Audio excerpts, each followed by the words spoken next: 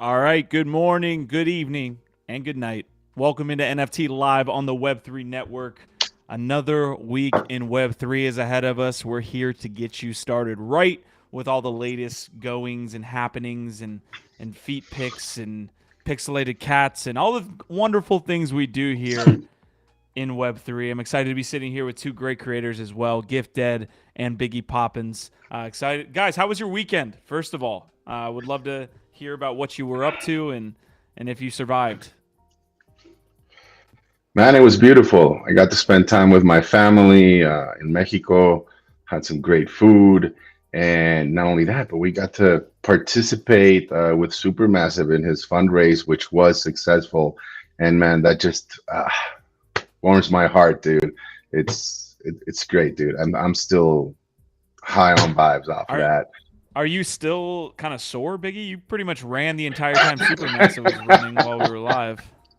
Hey, I gotta say, man, it's different, right? Like high impact sports are not my things. I like to roll around the ground like a panda bear and just get on top of people and wreck their joints in different ways. That's where Biggie Poppins comes from. If you ever roll with me, Q, you might just get a free adjustment. I feel like I learn something new about you every week, my dude. I love to see it. Gifted, Web3 morning show was a little bit of a Yuga Lab show, but a lot of some other things that are happening as well. Well, first and foremost, I just shared the tweet of our, a shot of what we were doing on Saturday, supporting this epic first ever metaverse marathon. So you can see we really got into it. Literally Biggie Poppins was running on the treadmill alongside during the whole time that we got to interview SuperMassive, undertaking this amazing cause for the Great Ormond Street Kids Charity, I believe. So it was awesome. And shout out to all the friends that joined, especially people like I know Quantum Variant definitely contributed. I chipped in. All the people that contributed to making this charitable cause a success, raising $100K through the first ever Metaverse Marathon. It's absolutely the type of positive narrative that we need more of in the 100%. Web3 space. So loved that. Had a great time doing that with y'all. Other than that, I just, went out to dinner with some friends, saw some lady friends and hit the gym and, did what I do. Always great to come back in Monday and see a lot of positive action happening, a lot of stories and things popping off. And so that's what we were doing on GM Web3. And that's what I look forward to keeping going right here, right now with y'all. But give me a second. I'm going to go grab my ear pods so I'm not doing some echoey shit. Give me a second. I'm doing some echoey shit. Okay, I'm going to get to chat real quick, and then I think, Biggie, if you had anything there, I don't know if I cut you off, but I need to make sure I'm getting this right. Digerati Design says, base heads are fire. Based AF is in chat as well. NFT Shop 420. Hash Rhymes, we see you. Prodigy with the new, and I'm not even going to say anything about Prodigy until Gift Day gets back. Gift, can you hear me? Okay, Prodigy has had for a long time, he still is a huge supporter of Louis C. Rhymes and the hip hop heads. He has changed his PFP for the first time in over 2 years, and it's not a small thing. Wow, it's a nice looking DB too. It's a badass DB, my friend. Love to see it. Big love to you, and congrats on that win again. You know what? Again, if you hang out here long enough and you participate, you're probably going to win some dope NFTs. We're giving away. I don't think we've announced the winners. We're giving away three based heads over the weekend to people who participated. I don't think we've announced those winners yet. So no, we haven't. And people want to know what brand are those DBs that we are giving away. People are curious. Factions are forming. People want to belong to certain brands. On my part, I am giving away a boobies, a beloved boobies. Raised him since he was a young lad as my own. I'm giving him away to one lucky winner. I hope you cherish him. You said you raised him, and yet it's been like 3 days. Well, I minted him. He's 3 days old, Q. Come on now. And I'm giving him away. Yes, but that's generous. Yes. That is very generous of you, Biggie. I don't know if I could part with my boobies, so I'm thinking I might give away a head crank. Okay, right on. You guys are gonna make me choose on stream. I haven't chosen yet, but let me go into base AF and see which one I want. It's either gonna be a head crank or a DGAF. Don't give a fuck. Let me do some. I don't Soul know. I kind of searching. like the instant foods. Like I'm big into Japanese culture. I'm not a Japanophile myself, but I like Tim Ferriss. I love the Japanese culture. I think I'm gonna go on instant foods. So instant foods Nice. for me. So you guys heard it here first. You got to give us some time on these giveaways, man. Prodigy also won a Sarah Script NFT open edition last week. I haven't gotten it to him. You got to give us some time, like a 7-day window. Prodigy's killing it right now. First of all, follow his lead. Do what Prodigy's doing, because that man knows what he's doing. Especially trolling Q. He does a great job of that. So troll Q more in the chat, and Troll shout away. out. Just look, shout out Supermassive one more time, coming on the show, being dope. We're very bullish. I mean, I know I am. I think I can speak for us when we say we're pretty bullish on what he's doing, because he's a very experienced content creator, focused on creating value through creating awesome experiences, positive narratives, and storytelling.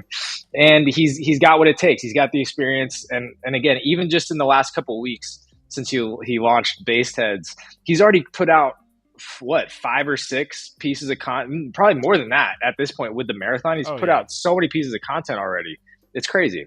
It's cool to support, like, again, like, obviously there's blue chip projects in this space, but it's really cool to support projects that are getting after it on that mid-tier level, that are just putting out different pieces of content. It doesn't feel like it's just hype for another airdrop. You're actually doing things every week that are super engaging.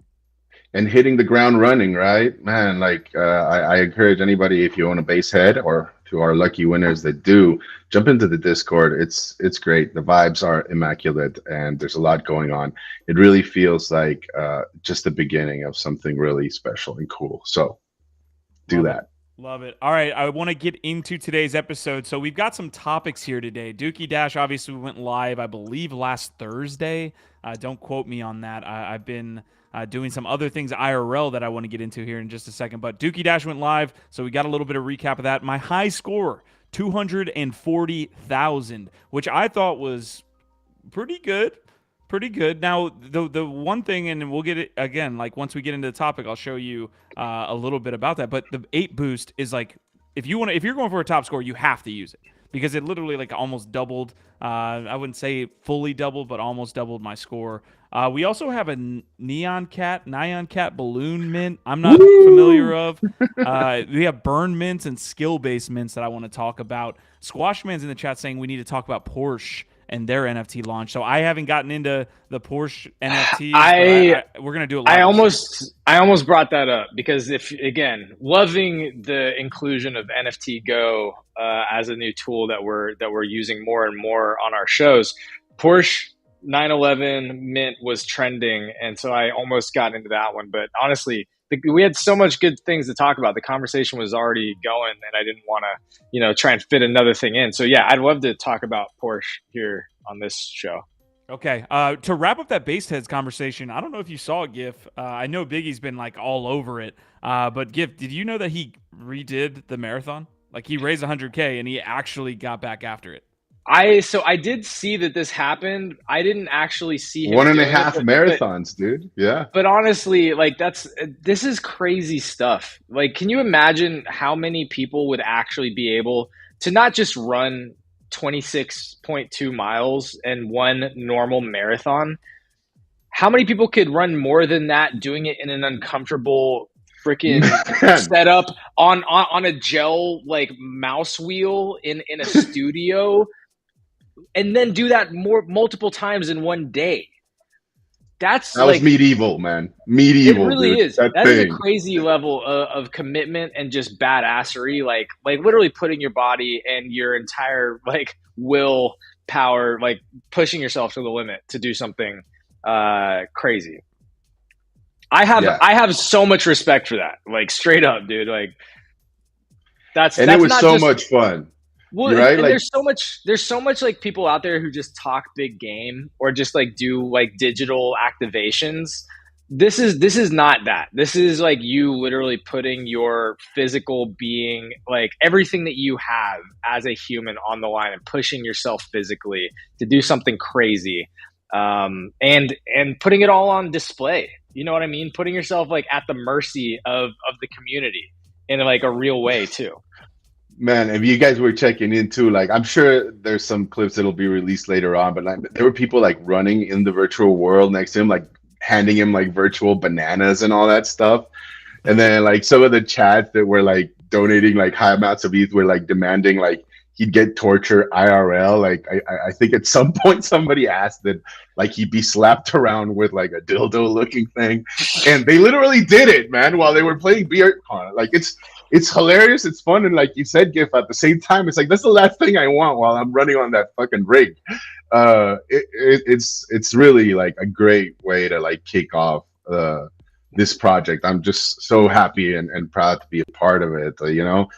Yeah, and the way that they got there too, like just to set it up and contextualize a little bit more, is that they're building out the world as they're doing this. They've got this sort of like the nemesis antagonist character called Karma, who is kind of like changing the rules of the marathon in real time. That they were, publishing these different little videos of this character Karma, like, fucking with him while he was running. It was really fucking cool and well done. And honestly, I don't think we've seen a lot of things like that in the space so far. So I'm really excited to see where they go from here. If this is just the beginning, like, sheesh. All right, I want to give some last shout-outs here. Arafim, NFT Shop 20, said they managed to make the whole 9.5 hours entertaining. Very impressive stuff. Based AF has got the sauce. Arafim saying, I must say, Gift, so do you guys. Major props for the dedication. Oh, hold on. Where are the flowers? The flowers. Thank you. Thank you. Thank you so much, Arafim. All right, we are getting started here, and thank you guys so much for tuning in early. We just pressed live some moments ago. If you could share out that NFT live link, it would really help. It would help us get the word out. If you would like to, what are you pointing at, Gif? You pointing at also smash the like while you're at it. Share it out. Smash the like. Subscribe. Y'all know what to do. I'm gonna run down my profile here on Twitter just to give you guys a sense of some community updates, because it's probably the easiest. One, this is my first time doing this. There's my score, 230K. Bam. This is my first time going duck hunting, fellas. Yes, I went duck hunting with my boy Ryan. I'm not gonna fully dox you, my dude. We got some buffle heads out in Chincoteague, Virginia. So there's a nice little island called Chincoteague, which is kind of the middle of what you would call, I think, the Atlantic Flyway. So the ducks obviously have to migrate south in the fall and winter time. Well, every single type of duck that you can imagine comes through Chincoteague, Virginia, and we had a great time out there, man. It was and not all of them not all of them made it, right? Q. I mean, it's the law of nature. It just, all I know is that the Q household is going to be well fed for a good while, and I hope I'm invited for some duck à l'orange. I would love to make some. Our actual guide was telling us how he made some like fajitas with some duck. It sounded good. And I'm not sure how any ducks like remain in the world with the amount of shooting that goes on in Chincoteague. There was like a blind every like 10 yards. It felt not 10 yards, maybe 100, 150. But goddamn, those guys can't even get a moment. Other shout outs real quick. Andy James is just getting after it on the mountain. One of the good friends of the Castle of Web3. Damn. My man is just absolutely all. Where is that? Hold on. Where is that, man? Bro, I don't know. He's climbed so many mountains, but I do know that he recently, one of his big ones that he just did over the holidays was he summited Mount Kilimanjaro. Nice. Like, dude, the guy is another just amazing person in the community doing just incredible things. He also just finished, he did a full leg sleeve. He was sharing, like, we've got a private chat that Andy's in. He just did an entire leg with some crazy ink. And so, yeah, we're going to have to get him on the show to show that off at some point. He also said never get your shin tattooed, I guess. No, he said knee. No, he said the knee. Dude, hell no. Hell no. The knee is apparently the worst part of the whole leg. Got it. Okay. Yeah, I could see that. Like a shin. I could see that. Gift, this is going to blow your socks off. I don't know what's going on here. If Young Content actually got Gary Vee, that's a huge dub. Again, Young Content, another friend of NFT Live for a long time. So big shout out. I don't know if this is going down or if he's using like an AI or something like that. That would be a huge bag. So shout out to Young Content. I will be there tomorrow at 6 p.m. He see could you. also sir. be doing. He could also be doing what we did with Fun Uncle and just like He creating, could. a faux interview. We had some fun doing something like that not too long ago. But no, yeah, I hope it's real. That would be dope. I hope That'd it be is sick. real as well. Biggie, I wanted to give one last quick thing down my timeline. I don't know if you've seen this, but this is a Ledger stand in Best Buy. Wow. Saw that this morning.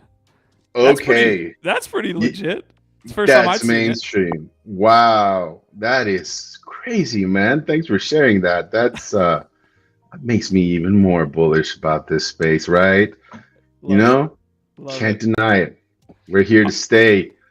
All right, folks, we're getting into quick news. Other than I guess Ledger in Best Buy, we have Porsche, we got Blur.io. GIF, if you could drop me some of those links that you were talking about late in the episode, and then our main topics for today. So we got to recap DookeyDash here on the Yuga Lab show, and then skill based and burn mints, and then Biggie always has great topics that he can bring in as well, man. So if you got any links that you want to shill me or talk to me about a project, I'm ready to buy. Yeah, I mean, before we get started, maybe I address this now. I know many of our audience are interested in generative art, and I've been working to see if I can get some of my proof brethren on the show. They seem pretty happy to do so, but since you're bringing it up, maybe we can shout them out and send them some love and get them over here. I'll share the links for you. These are my homies, Jared Paz and Astam Cloud. Honestly, the generative channel on Proof would not be the same without them. These guys are super, super high level thinkers when it comes to all this stuff. And they run an awesome podcast called Collector's Corner, which I encourage all of you to follow and listen to. This is where I get my education on generative art.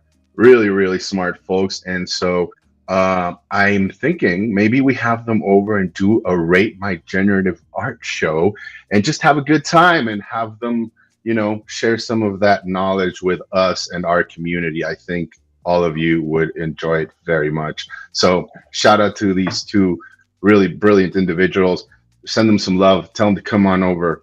I think it'll be a good time. So watch for that episode dropping at some point, not in the long distant future. Yeah, hopefully next 48 hours. I'd love to get on to that and have an episode. All right, NFTGO market overview. You already know what we do every day here on NFT Live, kind of give you a high-level view of what's happening in the space.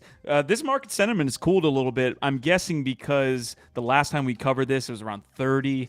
Again, we're working with these market sentiments as a tool for the first week or two, so we're kind of watching it as you are. But probably lower than last week, which was sitting at about 30 because of sewer passes. I'm guessing, like, obviously, whenever you have a large mint like that, it's going to send it up. Trading, buyers and sellers, pretty much. Ooh, there's a lot of selling going on here over the last 24 hours, and then y'all are still in the losses. Sell those sewer passes, please.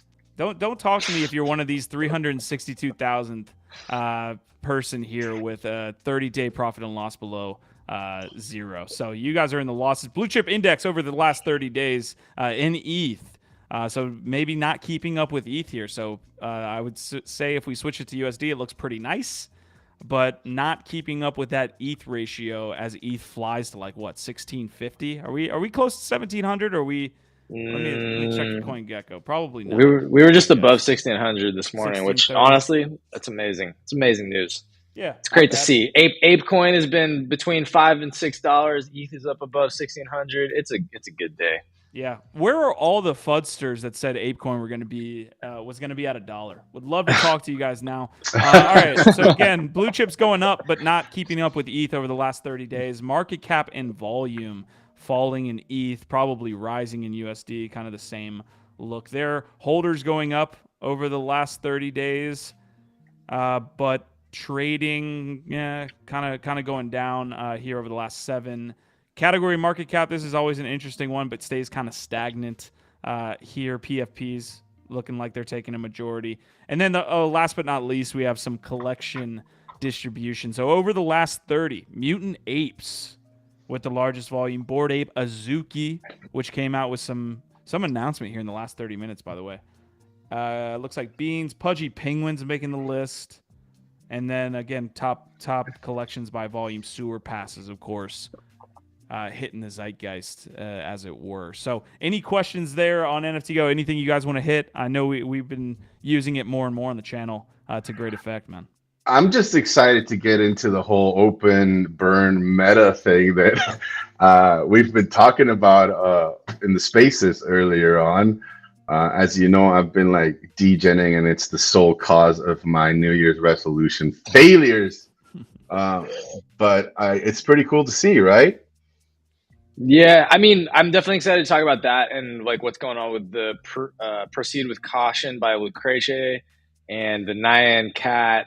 But also, you know, besides Porsche and Sewer Passes and Proceed with Caution being on the trending collections, Feet Picks is still up there, man. I have to say, I'm a little bit shocked. I shouldn't be. Like, I bought into it and flipped. I successfully flipped a Feet Picks, 3x on some Feet Picks, but I didn't think it would still be like trending as like a top collection weeks later. But it is. A lot of Picks, foot fetish aficionados dude, out there, exactly. man. And they're not even pedicured. What the fuck? Some of them are, some aren't. But it does make you realize how wide, you know, like this phenomenon of foot fetish is in humanity. Maybe there's just a lot more people than you think that have a thing for feet. Or maybe it's just a great meme. That was part of our conversation this morning that was fascinating, is, you know, getting into more of like, what do memetics mean? Like how do they interplay with NFTs and brands? Like the fascinating thing about the Nyan Cat thing that we got into is that this was just a viral meme that is now becoming a brand, which is not normally what you think of happening when you think of memes. Like they don't really ever become any sort of real business. They're just a viral, cultural touch point. For people that weren't in the spaces, how would you define a meme? A meme, it has a good definition that I'm gonna botch, but it's basically like a cultural touchstone, right? So it's something that like it has some meaning infused into it that presents, you know, something relevant within a culture or subculture, and then it just becomes shared and proliferated, and more value is put into that thing, that icon, whatever it is. You know, so like religious symbols are memes, basically, right? They're cultural touch points that have meaning infused into them. So that's not the literal definition. I know there's a good definition, but these are basically just cultural touchstones and iconography that like cultures and subcultures create meaning around and attached to, and then they are proliferated and shared like a virus, sort of, through those cultures over time. I love that, man. I thought that's a pretty good job at describing it, GIF. I think like memes by definition, nobody owns them, right? And like there's no expert, right? Like there's people that are pretty good at causing them or producing them. I always like to I think a good comparison of it is like when you go see a game, or when you're at a concert and people do the wave, you know, you see a couple of people start making it happen, and then all of a sudden, boom, it picks up and it goes all around the stadium. Something the wave that, meme, right? The wave is like a live sports meme, absolutely. And I think the concept or question of ownership within memetics is what's fascinating here, because to your point, it's usually it's not owned by anyone in particular. It's owned by the culture, by the society that values it. It's kind of just this thing that exists. But now you're seeing something like Nyan Cat that is becoming a brand that is owned by an artist. It is a viral meme that has a lot of like. You also saw some of those early young so there were like memes with like young individuals, like Charlie Bit My Finger and the Burning House Girl and the Crazy Ex-Girlfriend, and they were able to sell their kind of likeness off, right? Like in NFTs, basically. Like they sold these memes for like $100K, $1 million in some cases. And what do you say about Punk 6529's memes of production right now? I think like the full collection is up to like 200 Ethereum, which is super crazy. Yeah, Squashman fucking calling it out right there. Super interesting. NFA, I think, you get into these things for the fun of it, right? Like the wave, right? And then if you believe in the artist, maybe you keep one. Not all of them are going to end up being Punk 6529 results. Don't get into it for the money, but definitely get into it for the lulz, for the meme of it. So right? let's get into the detail here of what is going on with Nyan Balloon, right? So like we'll just, since we're already on the topic, we might as well hit it. Let's do it. So we have a Nyan Cat website here, and I own none of these NFTs. Would love for you guys to break down what's actually going on with both Nyan Cats as well as now the Nyan Balloon, which has obviously seen that increase in the past 3 Well, there's years. definitely a lot of speculation, right? These are two well-known artists whose like one of ones go for a significant amount of money. They've been around for a while. And so there's definitely the speculation aspect of it. There's also, for people that have been following these artists and have not been able to have an entry point, it's a great way to, get into it, some of their pieces at, a reasonable amount of ETH, right? And maybe play a fun game. Both of them, I believe, have similar mechanics, right? Where over a span of time, you'll be able to burn the original for a different color balloon for the Nyan Cat and a different color monster for Lucracy. And I think, go with the color you like. Maybe like wait a while, closer towards the end, and maybe you can see which color is more scarce if you're speculating, right? I think the smarter thing is just go with something that you might like. I think Nyan Cat's mechanism is a little bit different, where each day you have an opportunity to mint a different color balloon. I don't know. I haven't gone deep into like the instructions yet. I don't know if like with the passing of each day, like you can't go back. So I think today is orange. So if you want an orange balloon, today's the day to burn one of your cats for that. Yeah. So I don't know if you're able to go back, or I'm sorry, if like let's say you mint an orange today and you decide you like the yellow one, if you can switch it there. But I think it's a little bit of gamification there, right? Like trying to play on what's your favorite color, and are you in it for like your favorite color, or are you looking to get like the more scarce of the colors? Let's see. So either was the way, original asset all red balloons, is what you're telling me? Yeah. Mm-hmm. Into like 20K of them. This is this new meta that we started getting into, right? Because with this and some others, like again, I want to talk about the proceed with caution with Creche one as well in this conversation. What you're seeing is people putting out these large editions, like it's a single asset. It's one NFT with a high edition number. I think this one was like 20,000 or something. Like this one was a really high edition. And you get into that, and then the artist and the creator starts to create these different burn mechanisms where you can burn those tokens for different versions of the same, or like it's sort of just like gamifying some kind of experience to see what happens. It's just another way to use tokenomics and these different mechanics like a burn mechanism to experiment and make it interactive and make it more interesting. And this seems to be catching on right now, again, because there's a couple of these collections that are all doing this. So this is why we're kind of speculating. This seems like a new meta, because for some reason, despite the fact that it's a very large supply of a single asset, people are putting a lot of money into them. People are investing value into these things, without even having any idea where they're going to go or what they're going to be worth, right? So it's a new way of speculating, for sure. Anyway, the mint conversation is a fun one to have, but I definitely want to separate the two processes, right? Because there's a one model or one mechanic where you're actually like burning the supply.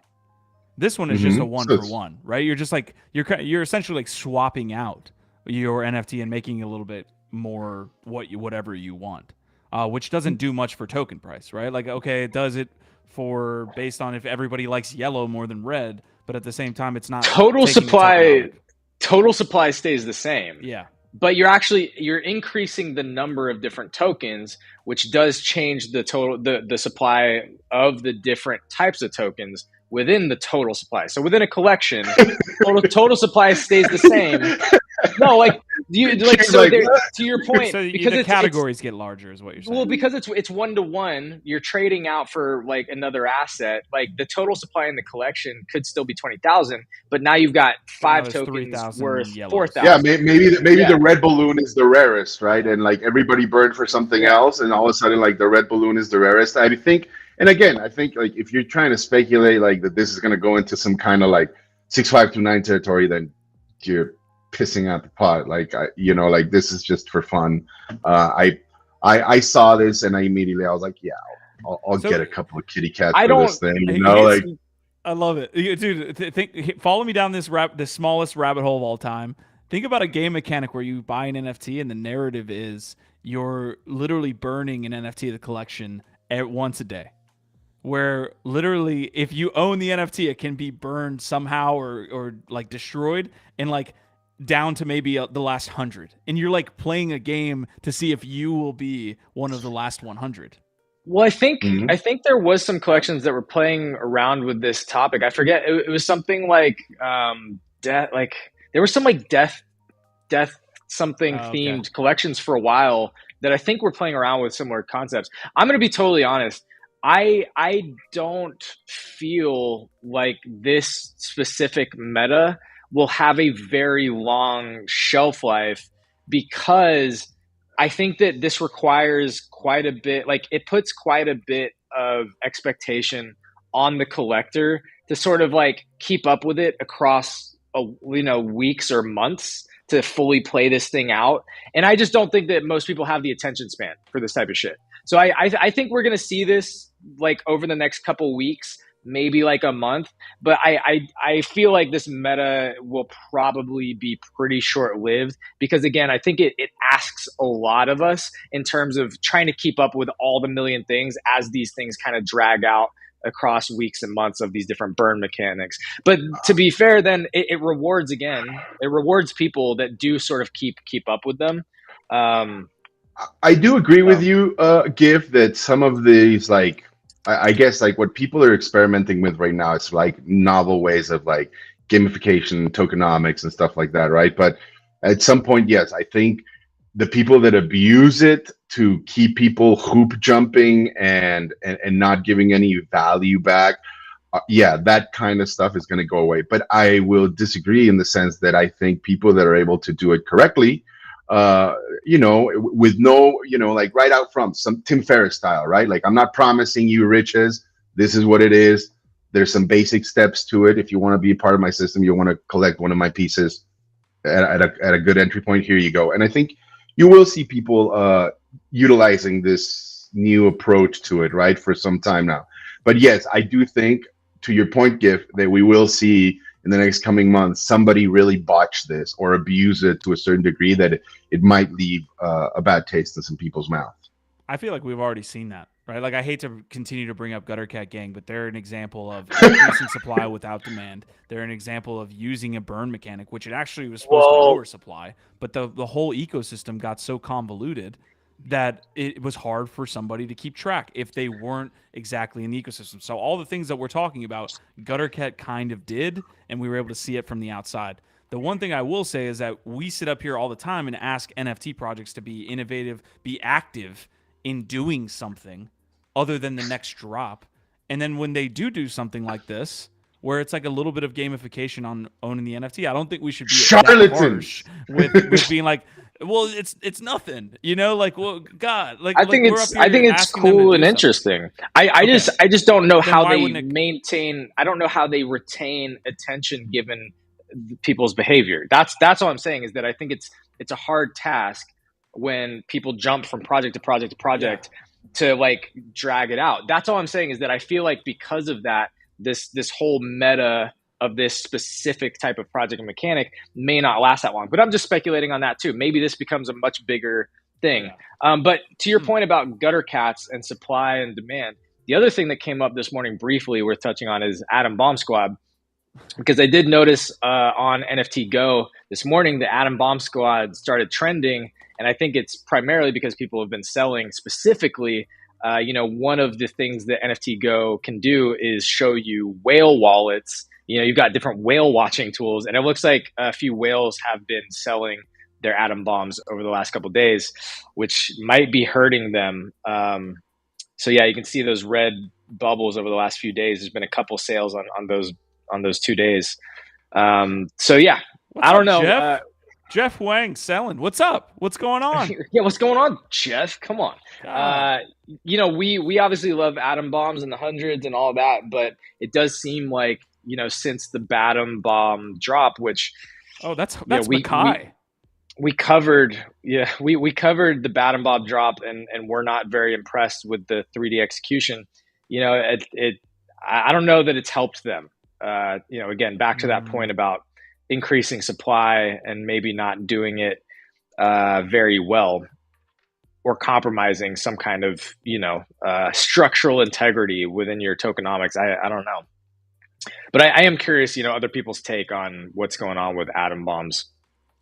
We just haven't really talked about it. We haven't really talked about it since the Badam bomb drop. You're right. And let's not spend the whole time talking about this, but again, the 3D images for the Badam bombs were something.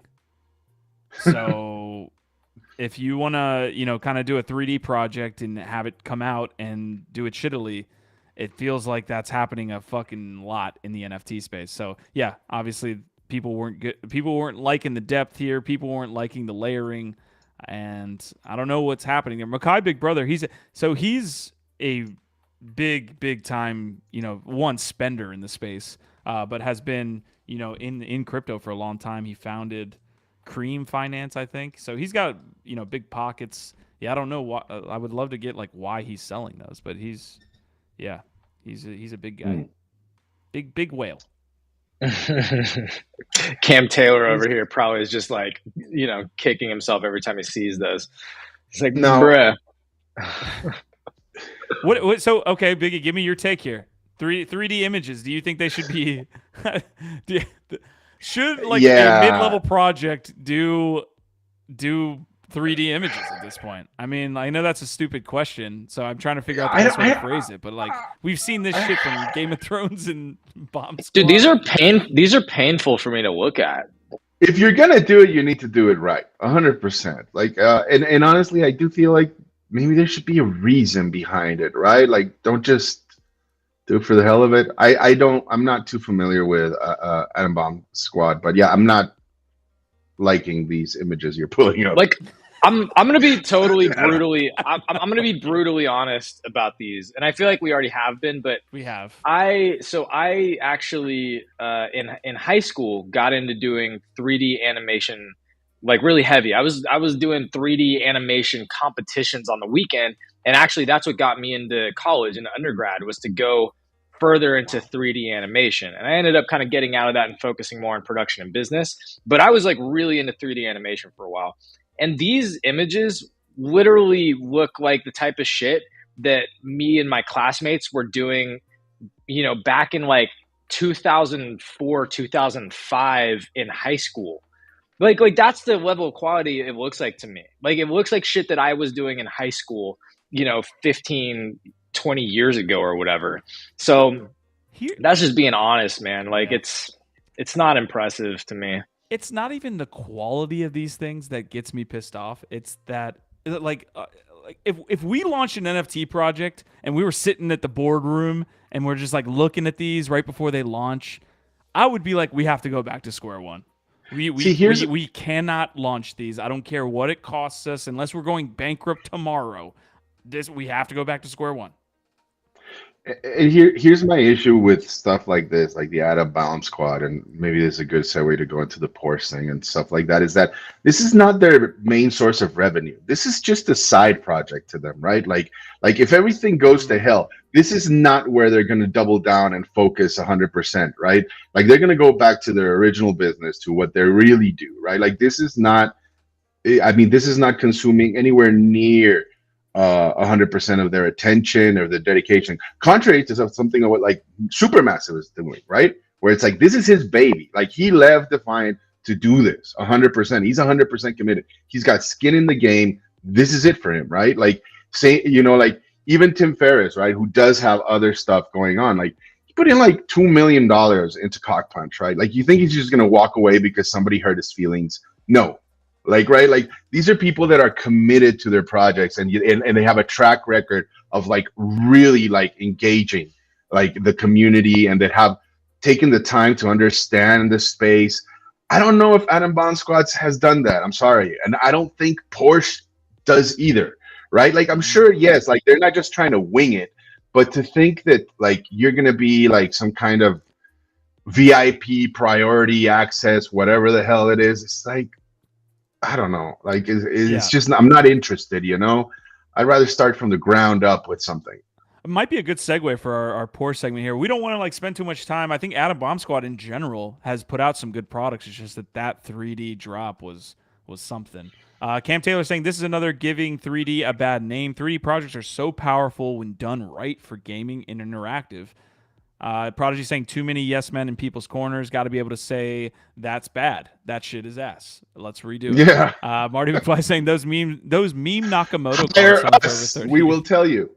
yeah. Run it by us. Send it to our email, and we'll let you know. We'll take a poll here on NFT Live. Seriously. All right. So last bit, because this started with the Neon Cat.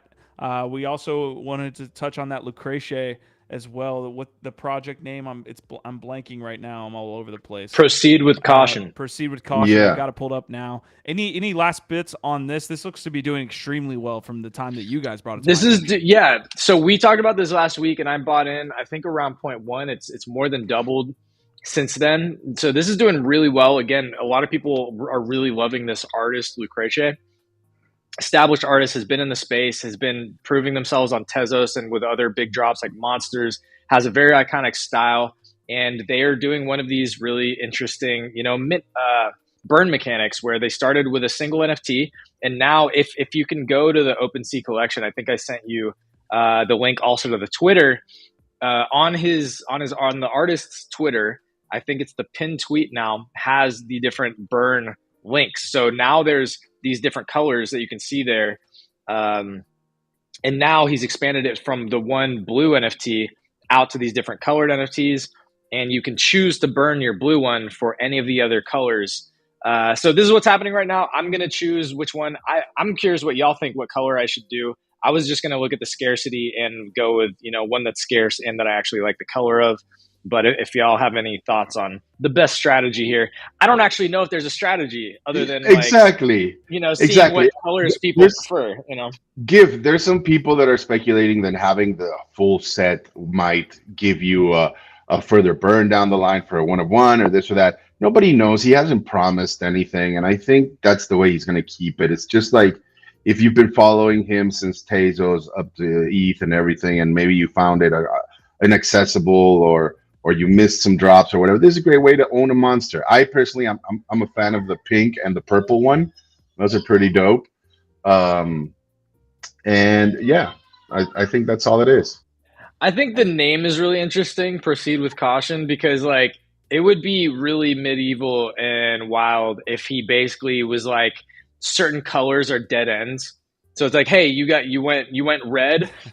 That's as far as you get to go. Sorry, these are all getting burned or like they're done. And it's like you have to like somehow just guess what's the right path without having any idea. But at the end of it, like people get rewarded, just because they got lucky. That could be a really interesting way to play this out. We have no idea, but it's interesting. There's a bunch of people off too. Yeah, that's okay. So we're gonna have the DookeyDash conversation here in a second, but that is such another interesting topic is like having these mints not just be everybody gets the same access, everybody gets the same utility. Having these like customizable, like I don't even know what you would call it. Like he put it in the name though, yeah. But he put it Proceed with Caution. He put it in the name, right? That's why it's like I think you could get away with doing something like that because you kind of set a precedent that like, look, this could be dangerous. You don't know what you're gonna get here. Great. I don't say this often. I try to say it as least as possible, but great alpha on this one, fellas. Again, this is not financial advice. Let me pull up the old ticker. But again, since we've talked about it, with floor price being at 0.27, that's what 2-3x at this point. So yeah, just in the last couple of days. Yeah, great job on that one. For all the reasons that we were mentioning there, like the background of the artist and all of the stuff that you guys were talking about last week. We appreciate that. All right, do we get into Porsche? Is this what we're doing today? We're talking about Porsche NFTs. Sure, And let's do it. I'm not too informed on it, but let's check it out. It's always good for us to see what the big brands coming in are doing, right? And pay attention to like how they're doing it. All right, how to buy. This is from Porsche.com, by the way. How to buy a Porsche NFT. 7,500 Porsche NFTs, 3 roads, 1 iconic 911. The journey begins. Join Porsche as it enters into the world of Web3, taking dreams to the next level. The bold project that's dedicated to co-creation and community will blend together physical and digital worlds. Okay, fellas, right now, before we dive in, I don't know how much research you've done on the Porsche NFTs, but I want you. Okay, so none. I'm none not from minting. You, Gifted? Not okay. Fucking not. Okay, so out of 100, how you feeling about it? Right off the top, right now, because I'm going to continue asking. How do you feel about this? It feels like the typical sale pitch, I'd rather enter a giveaway than this. Okay. So it feels like so many other, marketing agency pitch docs that you see as promo materials put into these, media outlets, right? Like distributed through all these media companies. Okay. This feels very marketing salesy. So I'll say 3 out of 10 for both of you. How are we feeling? 3 out of 10. Sure, you're being nice. That's fair. That's fair. Zero out of 10 for me. And I'll tell you why, Q, because they are not the first car company to do this. And I've seen a couple of others come before them. What was it? Audi and on Elrond and other stuff like that. And they haven't all worked out that great. I'm not tracking them closely. But no, I'm not going for this at all. So it's 0 out of 10 for me, Q. Okay, probably gonna stay there too. I'm calling it right now. Gift's got it. Do you want to lower your score right off the bat? No, I'm at like a 3 or 4 right now because I'm a fan of Porsche. Yeah, in general. Yeah, me too. I want to give the benefit of right? the doubt. I want to give the benefit of the doubt, see where this is going. But I do feel so far it feels very similar to like what you might expect from a lot of other. Look, to quote Back to the Future, where we're going. We don't need no roads. In the metaverse, you won't need cars. I like cars. I am a fan of cars. Porsche is awesome. But stay in your fucking lane. You don't need to own everything. You don't need to have fucking bags and all this other dumb shit that you're all always selling. Stick to your cars, man. Please. They're awesome. Like, double down on that. All right. So BIggie is actually at -5 out of 10 on his take. Gifted is at 3. I'll go 4. I'll be a little bit optimistic as well. We'll see how it goes. So get ready for a chance to own a 911. Okay, I'm going up to 5. On a mission to unite pioneers within a virtual world, Porsche is launching its Web3 journey with a unique 7,500-piece NFT collection. What do we think about the supply, fellas? That's what I'm going to ask you in a second. One that offers owners the chance to help shape their own digital artwork. The project is a bold beginning for a one-of-a-kind Porsche community. Yeah, okay. The Pioneers Circle, the unveiling of the first Porsche non-fungible token took place at Miami's Art Basel event where innovative digital blah, blah, blah, blah, blah. Okay, I think there is actually, I know I talk shit on it there, but there's actually like a Porsche ownership community.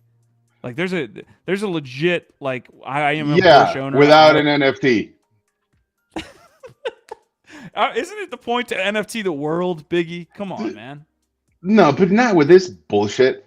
Like this is crap. Honestly, like look at the Gumball 3000 and all this stuff. Like, exotic car clubs have existed way before NFTs happened, right? And people that are, just go into Facebook or other places and look for like Porsche owner groups or this or that. I don't need an NFT for that shit. Like, oh wow, like, are you gonna let me like give you, like, am I gonna be able to customize my Porsche in some like particular color that's never been released? Are you gonna let me give you feedback on the construction and the lines? You're not gonna do shit. You're just gonna give me a Discord role and like put me in with a bunch of other fanatics that in the end they're gonna drop out of that thing because nothing is gonna happen.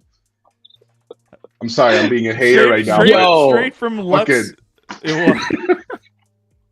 Yo, let's keep going with their 7,500 suckers that they're gonna fucking get to make. Hey, I'm buying shit. one of these just to be on the opposite side of this. I'm buying. Yeah, just to get Biggie even more heated, let's buy a bunch of these. I just love Biggie. I can't wait to see what the price. we're getting in there. This is gonna be hilarious. Okay, because I bet you I can go to the mall and spend like $100 and get to a giveaway with probably less supply than that and better probabilities of winning. Continue, Q. Quantum Variant, I just want to give a shout out. Big friend of the Castle, big friend of Web3 and NFT Live. Quantum Variant says fluffs do 3D well. That's a great take. That is 100%. Luch Meski, the CEO of Porsche here, with this project, we are starting another chapter into our digitization strategy. Our commitment is long-term, and our Web3 team has the freedom to develop innovations in this dimension. I'm going to 4.5. I like his take. I like his take there. Or was I already at 5? I'll go to 5.5 if I was at 5. I like that take. Our Web3 team has the freedom to develop innovations in this dimension. Whether they follow through, we'll see. All right. Let's see. Okay. Porsche's partnered with Hamburg designer and 3D artist Patrick Vogel, who will create the different design elements that will be combined for these 7,500 digital portraits. I don't know if you guys see anything you want to read here. Each NFT in the collection will be based around one starting canvas, a white Porsche 911 Carrera. After purchase, every holder can continue to shape the look of their individual NFTs throughout a journey that will last several months. I like the highlight they're giving to the artist there. I'm not gonna lie, I'm feeling pretty good about my 5. Oh, you get to personalize it. Your NFTQ. That's 6. Raise mine from -5 to -4.5. Okay, I like it. In this exciting twist, each of the NFTs will evolve to become ever more tailored to its owner. The first step towards influencing the final design involves choosing between the 3 roads: performance, heritage, or lifestyle. Okay, so what I'm getting from this, and we're going through this with you folks live. So we're kind of developing our thoughts on this as well, and scores, to be fair. So this is going to be a picture of a Porsche 911 Carrera, and you're going to be able to be 3D, Q? And it's going to be 3D. It's going to be a 3D image. Better be. And so I guess that sounds kind of cool if you're -4. -4. The mint is set for January 2023, with the exact time and date communicated in due course. Let's take a look. The specific allow lists wave that interested future owners have been assigned and will be announced individually to each participant. 4 mint waves, with spot located on first come first serve basis. Thereafter, owners get access to their individual coins. 4 mint waves to ensure that we mint out and get as many suckers into this thing as possible. Okay. Gifted, any takes? You're oddly quiet over there. So I'm trying to soak it all up and actually put together my thoughts on this. Again, coming at it from I love Porsche as a brand, as a car brand. It's I think it's one of the most beautiful cars ever created, right? Their design is absolutely legendary in my book. So I'm coming at this trying to understand, is this actually something that's going to be cool that I might want to get into? As somebody who hasn't been able to buy or afford a Porsche, is this somehow going to get me into that community in a cool way? That's what I want to understand. Right now, it kind of feels to me like when you had just in your bedroom as a kid. Oh, they want you to believe. Or a teenager. Yes, they want you to believe. Well, so as a kid or as a teenager, if you had posters on your wall, this to me just feels like a custom Porsche poster that goes on your digital, on cyber wall. That's kind of what it feels like to me. Yeah. It's obviously more. It's right now feeling more in line with just a collectible that if you're personalizing this collectible to your own tastes, it's not going to be very valuable to anybody else. So I don't see these right now. Again, just what I'm seeing, and I could be totally wrong, but I feel like long-term value is going to be limited because they're so personalized to people that most people are just going to hang on to it, and most other people are not going to value that as much as you. So it's I don't see maybe in the short. Hold on. In the short run, I see that there could be a lot of secondary and speculating. I think in the long term, there will not be a lot of secondary because it's kind of just like a personalized poster. So that's what I see so far. But I do want to see what other utilities come with it. The one thing that I want to include also So you mentioned the artist. I do think it's cool that they're like focusing on an artist, but what I would have loved to see and what it would have made me actually like really excited and like definitely want to get in on this is if they had partnered with Daniel Arsham. Because if y'all know who Arsham is, he's like one of the dopest, artists alive right now. They've done a lot of collaborations with Daniel Arsham, and I see him as sort of like an artist collaborator that's a natural fit. If they'd partnered with Daniel Arsham for this shit, I would be like so in on this. So I don't know who this other artist is, but maybe they're really legit too, and I'm just less aware. First of all, great takes all around. Sorry, I was muted there for a second. BIggie, let me play the video real quick and do it. Let's see what, and then we got your take on the other end.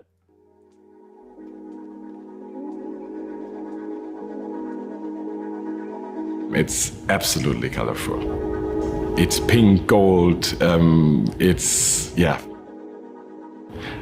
name is Patrick Vogel, and I'm a 3D artist and architect.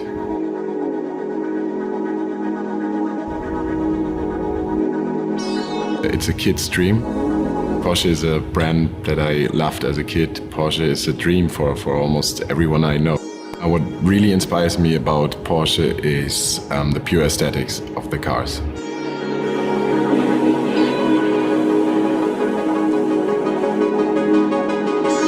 I have to say that this was one of the coolest projects I ever done in my whole career, because it started with an amazing team. The whole process was like a hell of a ride because we had huge time pressure, but it was amazing. It was just fun. I think it's a really, really big thing for Porsche because they're entering a completely new world. It's a new scene, it's Web3, it's brand new, everything is about co-creation, everything is about what comes next. Everything is about being the first, being a pioneer. The whole NFT collection, the whole project is far more colorful than people expect right now. People can choose between 3 different routes. The first one is a heritage route, and then we have the lifestyle route and the performance route. People can expect to be part of a really, really cool community, to own a really unique NFT. You are the author of your own NFT, basically. You decide which way you go, and you decide how your NFT will look in the end.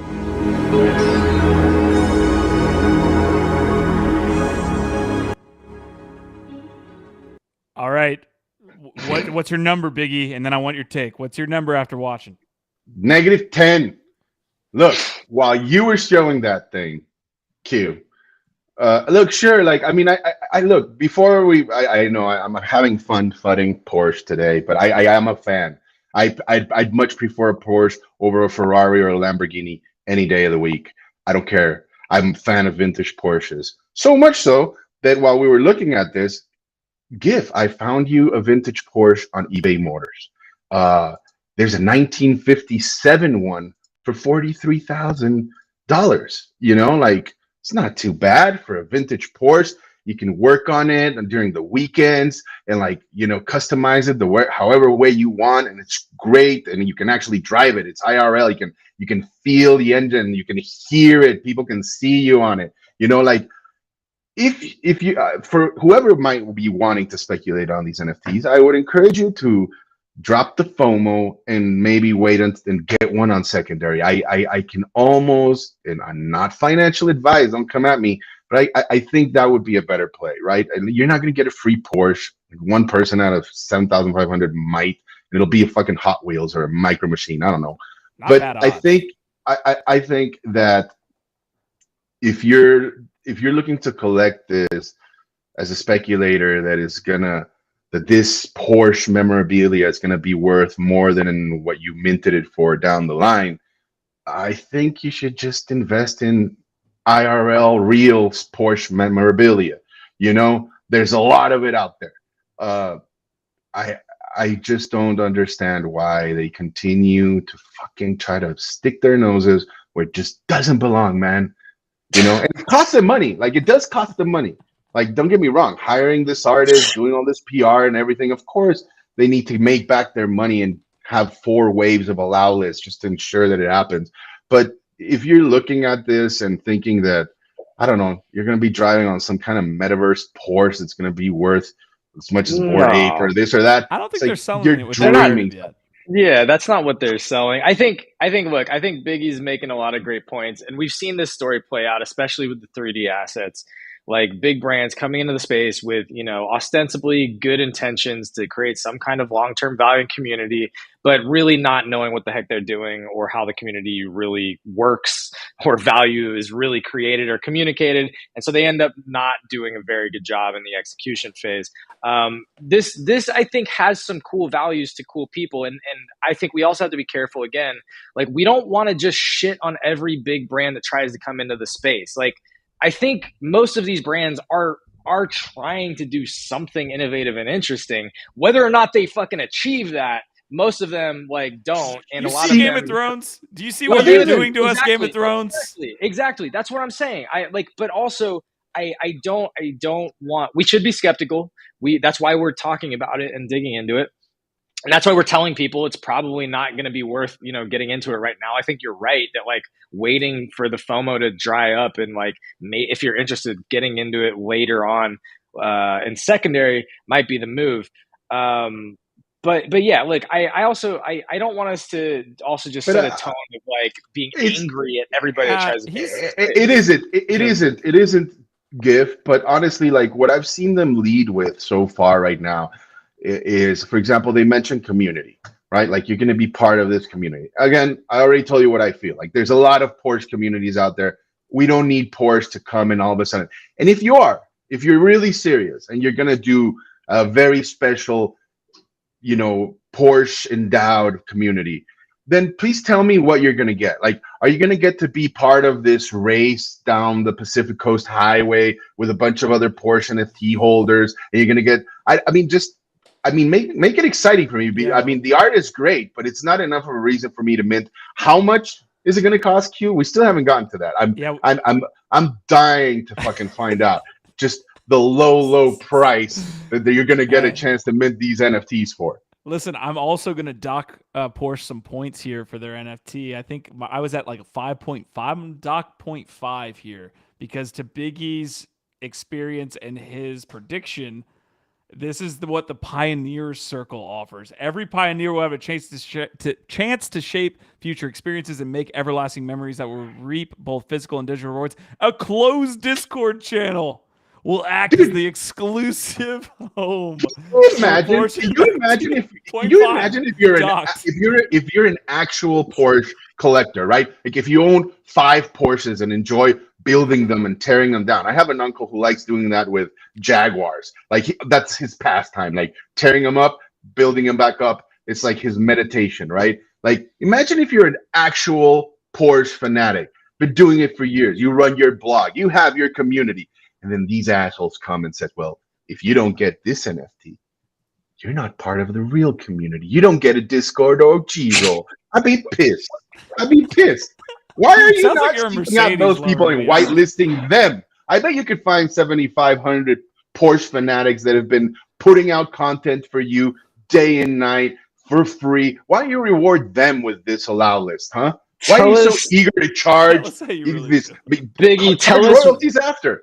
Tell us where Biggie. Tell us where the mechanic. Where did the mechanic touch you, Biggie? What happened to you? Because it pisses me off, dude. I just know. You know, the anger is not even towards Porsche. It's just that I know that there's people out there that are foaming at the mouth to get into this thing, and it'll probably mint out, and it'll do. It kills me. Biggie's about to blow a fucking gasket. The mint price for this is 0.9. The mint price is 0.9. You're shitting me. That's really high. I'm out of here. See you. I'm going to the Base Heads Discord where people actually love me. Fuck this. Jesus. Each of the 7,500 Porsche NFTs will have a premium price point of 0.9 ETH, and they will be available in 4 waves. This wave is going on right now, by the way. Select individuals can begin participating in the action on January 30th. A public mint will follow at 4 p.m. UTC. This is all happening right now. Wave 1, hold a Porsche POAP, partner NFT, and be registered at Porsche NFT website. Wave 2, hold a partner NFT and be registered. Wave 3, hold a Porsche POAP and be registered. And Wave 4, which is about to happen, be registered at Porsche NFT's website. See, Wave 1, it fucking kills me, man. Like, honestly, if you really are about community, like, you have real fans out there, like, real obsessed fans. Oh, my God. Why aren't you rewarding them? Like, Wave 1 should be those motherfuckers. Okay. It's not hard to track them. Like, you go and you reward your actual, loyal, hardcore fans. Here's no mention of them here whatsoever. What are you all about, Porsche? So here's the money. Thing. Go here's fuck yourself. I cannot tell if this man is joking at this point. I don't think he is. He's serious. He's clearly serious. If I see a Porsche today, I'm gonna kick it. I'm kidding. But I might.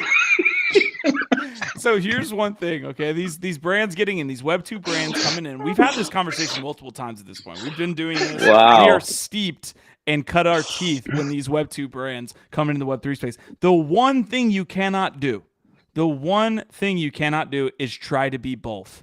You either have to sell to the NFT space here, the Web3 space, natively, or you have to go in the complete other direction, to Biggie's point, and talk about it in a Starbucks Odyssey-like fashion, where you're saying, hey, you come in, maybe they're even not NFTs, maybe they're digital collectibles, all these different things. You have to stay in Web 2, sell to your current community. What they are trying to do here is talk about Web3 native, look at all this stuff, look at how we're being so cool in Web3, and then they go with the 0.9 ETH price. And then they go with the 0.9 ETH. That is not how you do it here. And that is a very big indicator. I'm docking 2 points. So I'm currently at a 2 out of 10. Clearly, they're trying to say they're Web3. That's not how you do it. Negative 100. I'm closer to Biggie's initial score of like 0/- based on that, because exactly what you said, Q. You're asking you're basically a full ETH, and with a supply of 7,500. With no track record of providing any sort of valuable community experience in the space. And it's not to say that they can't do it. Again, they're Porsche. They've got a lot of resources. They've got a lot of experience from a business perspective. So it's not to say that they don't have the capability to create cool experiences and cool communities. It's the issue is there is no track record of what they've actually done for the Web3 space to justify them coming in and just saying, give us all your fucking ETH, you idiots, for a 3D weird asset that you get to throw a leopard print on your fucking hubcaps or some shit. Dude, this is, to me, a bunch of, again, salesy marketing buzzwords around community and building the digital future, and with no fucking proof at all of what that actually looks like in execution, and asking this is 10 times. This is 10 times for that supply. This is literally 10 times more than they should be asking for a mint price. And can you imagine the amount of money that they put in to do this, to launch it, to get the artists? They could have used that money and gone out and really researched and found. I mean, talk about 1,000 true fans. They have probably 10,000, and just awarded it to them.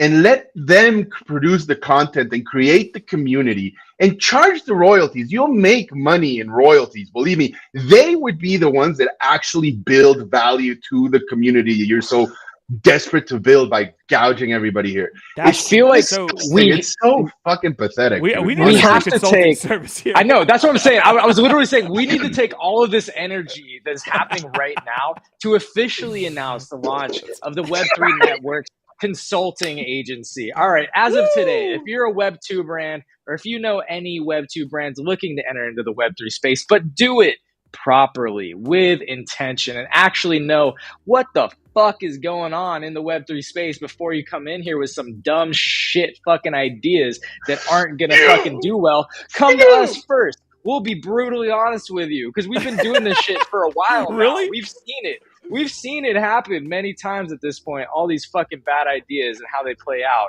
So look, come to us, the Web3 Network's native internal consulting agency, and we will set you right. There you go, Biggie. We're in business now. We'll show them how it's done. Folks, Thank you, Gift. That's beautiful. The only argument that I could see for the 0.9 ETH price is the type of investor or the type of community member. Like the cars are. I wonder if they get a hoodie. Do they at least get a fucking hoodie? I'm just saying that's the only. If they came back to me, there's limited merch. There's limited merch, Biggie. If these guys came back to me and said, "Listen, we're pricing it at that point because our community members are usually higher net worth individuals," that is literally the only thing they could come back to me and say. So yeah, well, that's it. Look, Porsche is a premium brand. They're trying to retain premium brand positioning in the market. I get that, and that does make sense. So maybe you could justify a little bit higher, but asking a fucking ETH for some nonsense again when there's no track record of what you're actually doing in the Web3 space is fucking extractive as hell, bro. And obviously, like high net worth individuals, they spend a lot of time in Discord communities, right? Like they're always in Discord communities. They don't. They do not. Dude, this is getting bad. I'm getting close to negative territory. I'm in one. Please right join us. It's worth it. So here's why we get that. We're not going to give this much more airtime here, but the problem is what you just talked about, Gif. It's an extractive drop. What you would like to see in these environments is the ability for everyone to profit. And I don't mean profit by, monetary value. If it provides you a great place to be as far as being in a community or provides some other alpha in that sense, that's an idea. This is fully going to be, at least monetarily, I think an extractive drop for the space too. That's an important part when you're looking to get into these. And oof. So it's almost 7,500 ETH just on the primary sale if it sells out, and that's not how much of that are they going to be returning back into the community. Like again, with no track record of them actually giving a shit about the long-term success of Web3. Like probably very little. And again, like so much of this should be around creating value for the community. But when you come out of the gate like this, you have to question the motives and like they have, again, there is just no proof or track record of them creating value for the community. So this is what you have to do before you come in here with your hands out asking for people to give you all their fucking ETH. You've got to demonstrate how you are creating value for the Web3 community. You haven't done that yet, Porsche. You're just showing up here. You're new here. 509 of these minted out of 7,500, and they haven't got to public mint, but this is not good sentiment like that. The tweet I just pulled up is kind of the sentiment that you're getting right now across Twitter. And I bet you, honestly, like it could have been done correctly, right? Like it could have been done correctly. Like people that do own Porsches love to drive their Porsche. They love to get together with other Porsche enthusiasts. If you would have done like a rally, right? Like a cool like road trip where you're stopping in all these iconic places and throwing like these gatherings and these parties and everything, I bet you there would be plenty that would just jump at the chance and really enjoy it, and you'd get way better exposure, just a better reception and everything. But yeah, again, like this extractive nature of these companies that don't know shit from Shinola that try to jump into this place and stake their claim. I love that. I love that tweet about putting your ego aside and listening to the people who actually know Web3 and know what the fuck is going on. Because I can tell you right now, like a couple really easy things that our new Web3 network consultancy could have told them off the bat that would have made this way more interesting for me.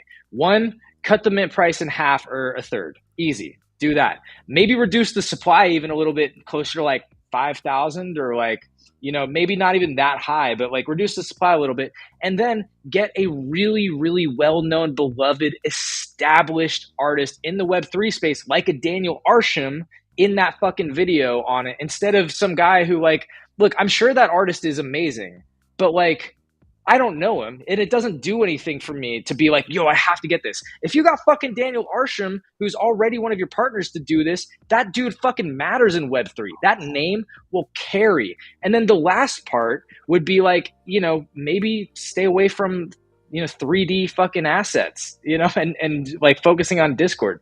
So it's like, those are a couple of like really easy things, just like off the bat, that would make this way more interesting and valuable. But again, they're not listening to us. They're not listening to the people in the community. They're just coming in like, we know the best way, top down mentality.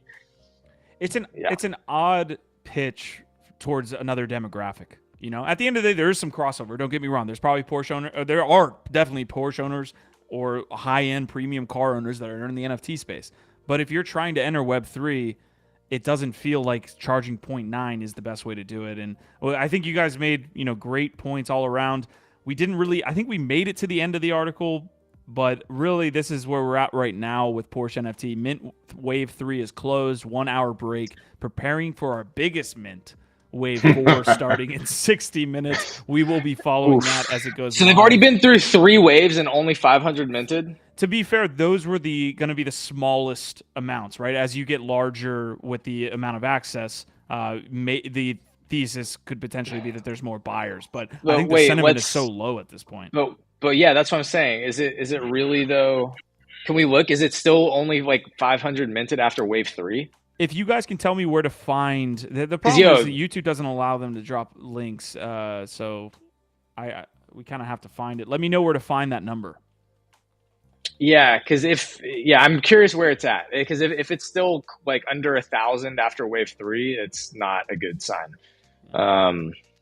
Anyway, all right, yeah, let's not talk anymore about this project. Okay, all right, we'll come back. Better to buy a sewer pass quantum variant. All right, well, that's interesting because the segue here is going to be DookeyDash. We had it launch on Thursday, I believe. Correct me if I'm wrong, but we had it launch last week. The initial reaction, what we think about skill-based mints, what y'all think about skill-based mints, because that's the new meta. Gifted, are you going to bring Porsche NFT into this? Are we finished? I thought we were wrapped up.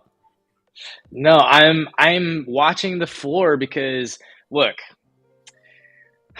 I'm not regretting that I sold my tier 4 because sewer passes, got it. Yeah, you know, because look, sometimes you just got to pull the trigger, take a W, get some liquidity. It's a bear market, it's survival instincts. So I don't regret that I sold it, but if I'd held on to a little bit longer, I could have sold it for more. I had a feeling, you know, this is the way that Yuga works. It's like, dude, people fudding Yuga that consistently want to fud Yuga are out of their fucking minds. At this point, people that fucking sit on the sidelines and throw stones at Yuga like they don't know what they're doing. Like, I'm sorry, you've lost credibility. Like, you don't know what the fuck you're talking about at this point, because Yuga just continues to show that there is so much value and so much interest and quality in what they're fucking doing that even when I flipped a tier 4 for 4.5, it was like a day or two later, they're selling for 6 ETH because all they had to do was release the game and show that, hey, if you got a tier 4, then you get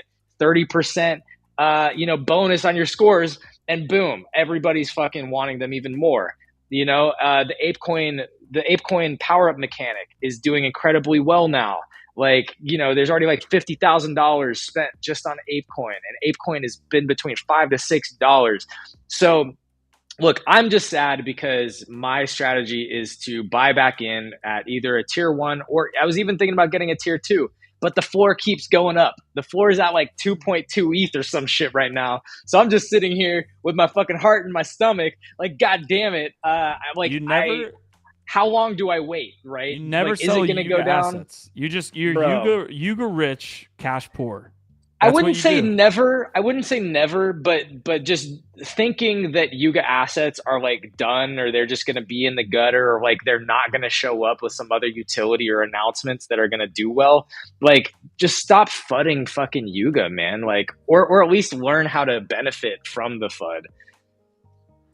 Okay, I don't want to get into Porsche anymore. We had the contract alpha. I saw you said I want to pull up the contract, but I just want to move on as well. So I'll get to that. I'll drop that link. We can check back in on it tomorrow or the next day. We'll check in. That is the Etherscan address for all of those of you that are interested in following that. Okay, So here's the deal. Again, following up the Yuga information. One, don't sell Yuga assets. Okay, ever. All right, ever. You stay cash poor. Yuga rich. I'm joking. Of course, if you need to take profits, you need to take profits. But selling into the euphoria the day after is probably the right move. And there was just not that much of a dip. I think what happened was it was the Mecha release. It was the Mecha Dog and Mecha Ape announcement that they put out right when DookeyDash went live that really sent it up. It gave no time. I think you would have had a bit. Well, it was that with the reveal of like, hey, here's how the bonuses work for the game and the scores also. So yeah, I would say the space moves off of narratives more than it does like the actual like tokenomic mechanics. Like, where is the actual announcement? Jesus, I'm trying to find this. I'm trying to find this this Mecha announcement.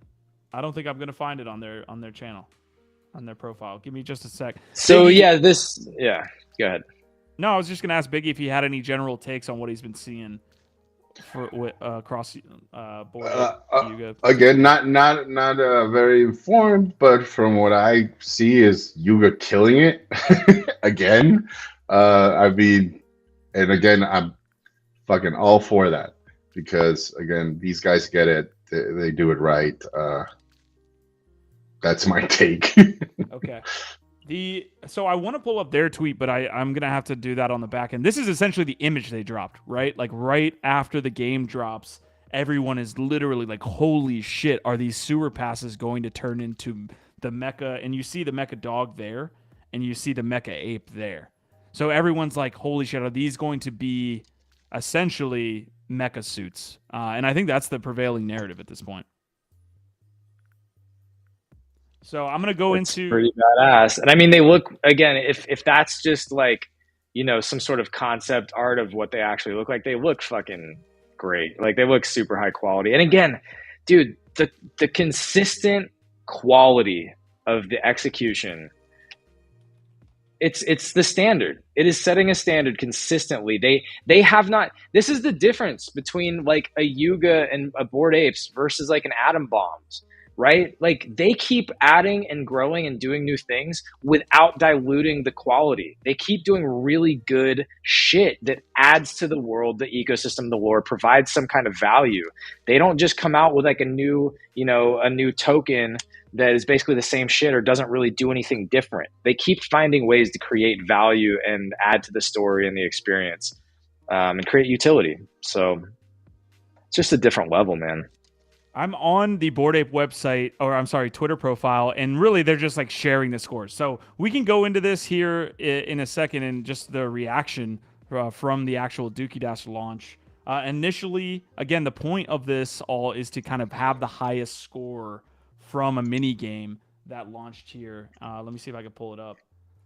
And basically people are just competing against each other. And that's my biggest takeaway. I'm a huge gamer, have been for a long time. I honestly have found NFTs at the start like really interesting because of that digital asset narrative and be able to own items like a CryptoKitty. Like I could see a future where there would be a CryptoKitty game, and I really wanted to own that stuff. And it reminded me of RuneScape, World of Warcraft, all this stuff. So really love the gaming aspect. But this is one of the first times I've seen an interactive, large scale, right, game where people are competing against each other. Because this is essentially what you see. You have people sharing a bunch of their scores and seeing who could be the top scorer. Obviously, there's a key at the end. We're not sure what that key provides. We've been kind of speculating that the ape coin, I don't want to call it a sink because we don't know what is happening with that ape coin that people are spending at 2 ape coin a pop. So about $10 for the boosts to play the game. We don't know where that money's going. It's about $600,000, maybe a little bit more at this point. I think it's going in the chest. We think that maybe the top 10 players, top 5 players are going to get something like that. Some type of like reward. I can go to the DookeyDash website really quick and see what the leaderboard looks like, but it's extremely high. We knew that we weren't going to be the ones possibly winning this. So here's the website. Let's see, leaderboard, 15 days and 9 hours. First place is going to be 562,000. So I mean, I could answer any specific questions if we want to do it. I have a tough time kind of unpacking the topic because it's pretty big, but I think the overall reaction has been great. There was a server down for like 30 minutes, and we had like a right at launch, like people couldn't play the game, but really that was the only flub. While you were live, yeah, that was great. By the Yeah. way, NiftyQ has been playing it live on the channel. If you want to go check out some of his fun, We'll do that It's been- today. I've been enjoying watching it. Sounds like he's going to be doing more of that. So definitely jump on those streams. They're a great time. Yeah, I don't want to spend too much more time on sewer passes right now. I'd rather talk about like Blur and some of the other things before we kind of wrap up. But I mean, look, I'm watching the floor, and I'm desperately hoping that the floor drops in the next couple of days so I can get in, because I haven't even played yet. Yeah, the other conversation I wanted to take this to was the skill-based mint, real quick, and then we can touch on the Blur airdrop. But yeah, we got a tier 4 there. Listing for 5. No, I want sales. Give me some sales, baby. Yeah, tier 4 have been selling between like 5 and 6 ETH. All right, so we've got tier 3 sale for 3.2, tier 4 for 5.6, and a tier 1 for 1.8. So again, holding or increasing in value there. I will say, like I said this in the GM Web3 morning show, I'm surprised at how many people are just like fudding the shit out of the game and saying like it's not worth the 2 ETH that you're paying and all this stuff. I was really very surprised. I'm like, how do you not understand the concept that these are going to turn into some other asset? People are buying these so that they can get whatever's on the other end. Maybe a Mecha 8, maybe a Mecha Dog. I'm fully fucking surprised because everyone's fudding it. I'll say this again. We mentioned this on the show. Like Yuga is the biggest, largest, and easiest target. So if you're in the space and you're not like happy that you didn't get in on Bored Apes, or you're tired of Yuga and Bored Apes taking up so much of the oxygen in the space, like people are just hating and just shitting on every single little thing that they do without having any idea what's going on. So like they're an easy target. People look at it and they're like, oh, that's not that good. Like literally you're paying 2 ETH for the game without even understanding what's actually happening. It's a mint with a game mechanic, not a game with a mint mechanic. This game is not their business. Their business is demoing new capabilities that are going to be part of the other side and bringing people further into the story and the narrative and expanding their community and doing it very strategically as they work through the roadmap. All of this matters in the culmination of the other side. And what they're proving out is that they can integrate their ape coin, their own token, into a very sticky game that's actually like good and fun, and do it with a leaderboard, do it with a bunch of other incentives, do it with skill-based mints. They're demoing all types of utilities at a high level of quality that nobody else is even fucking close to. So it's like if you can't take a step back and try and appreciate what they're actually building long-term here and just try and nitpick on like what you think you know, good fucking luck. You're not going to make it. Prodigy saying, check my comment earlier. LOL. Looks like a Mechaverse. I got a lot of hate. Like there's a Mechaverse community out there, and I made one little joke that Mechaverse should be worried in certain terms, and Mechaverse came out of the woodwork to say that I'm just a troll and all that stuff. They're building yada yada yada. I'm like, all right, whatever. Marty McFly saying, I'm gonna FUD Yuga. Nothing lamer than the NPC quote of never fade Yuga. Asmodee is saying, one guy on YouTube paid someone to play up to 150k points. Wonder if he feels he got a value for the money. Absolutely not. Asmodee saying, I think a reasonable take on the space is that it's concentrating on ETH value over utility and community value. All right. Again, yeah, I think we're coming up to the end of the episode here. DookeyDash, I think, again, has been received well. It's an addicting game. You want to continue to try to beat, other people in the space and their scores. You want to continue to get better yourself. So that's my reaction to actually having played. I got up to, again, about 240,000 with the 8 boost. You absolutely need to have the 8 boost. I'll go into detail about that game in depth when I go and stream today, so we don't have to spend too much time here. But with the 8 boost, I doubled my score basically. So if you can get in that 250 range without it, you're likely going to do pretty well. We can go into some tips and tricks there as well. I had one more topic. Oh, okay. The skill-based mints, I don't think we need to spend a lot of time on, but the idea that you can get a reveal and it be based on your place in the game, I thought was interesting. My thesis is that not a lot of the community in other projects that aren't game related are going to be happy with this type of mint. Maybe Yuga, because people have been conditioned now at this point with the other side that it's a game related project, that you have gamers in it.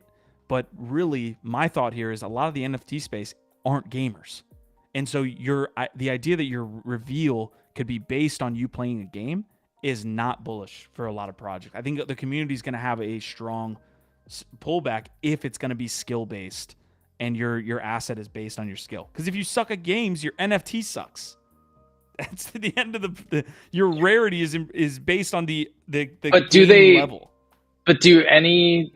I mean, look, even the floor of the Bored Apes are worth 65 to 70 ETH. Do any of their NFTs really suck?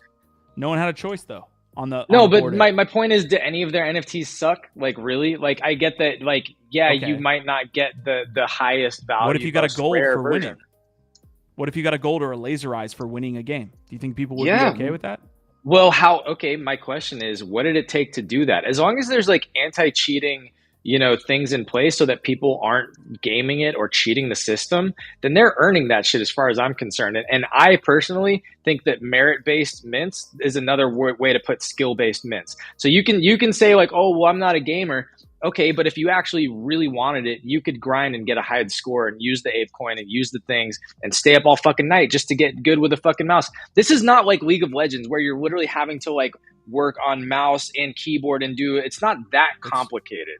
It isn't, but the top players are going to be extremely more far along than and you know what? Those players have been playing video games for fucking years to build up certain skills to get them to be able to do that. And I personally don't think that that's such a bad thing. Look, life is a competition. What are you focusing on to get your edge in life? Yeah. This is a certain type of competition. If you're going to create any sort of merit or skill-based hierarchy in anything in life, you've got to choose what are the things that you prioritize. What are the variables that you are building that around? Mm-hmm.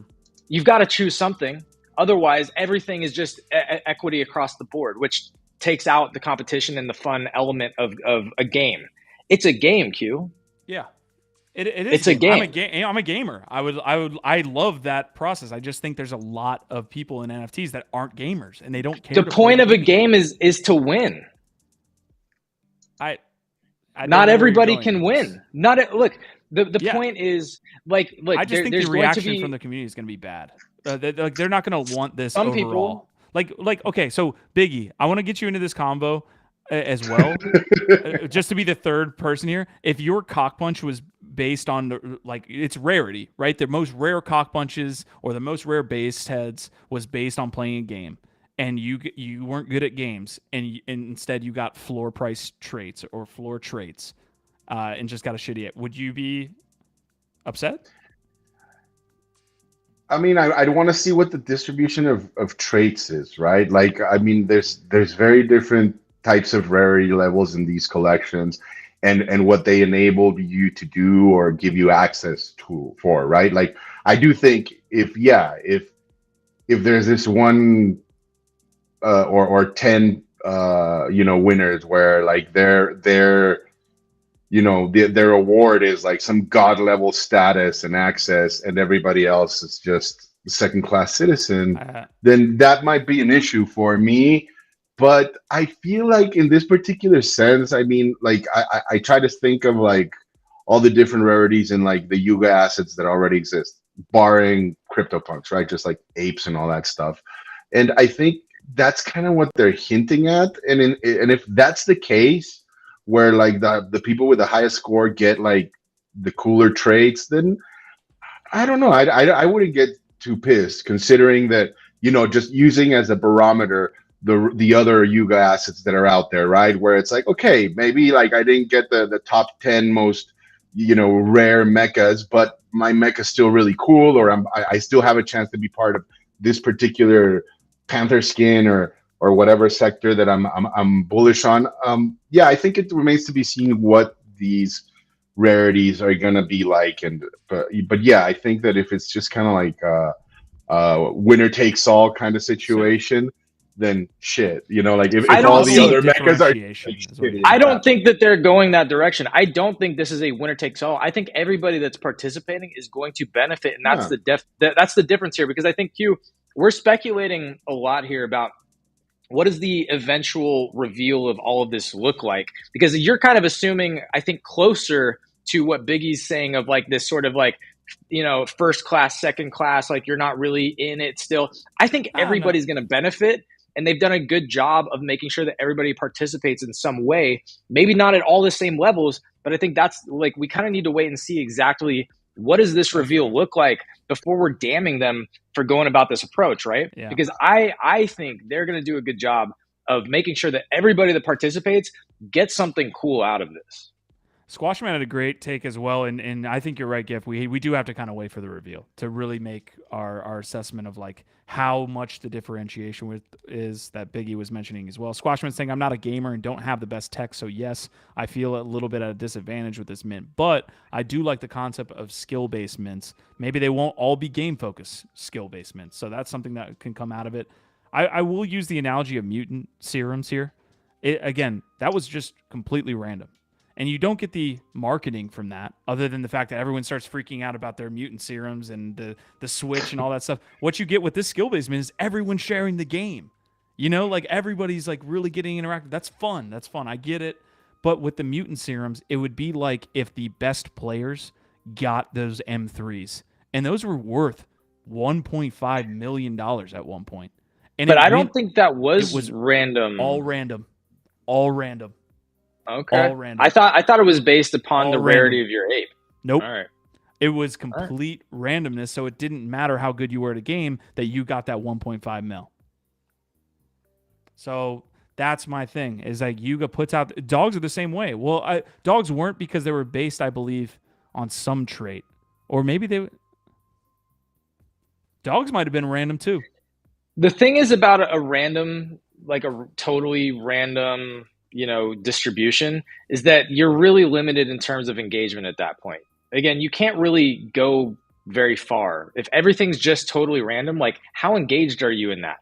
There's not much to do. It's a win. So it's like, yeah, these are different things. They're trying to get to an immersive, interactive world where you have to be invested in that, right? That's the end. Like, again, let's focus on where they're trying to get to here.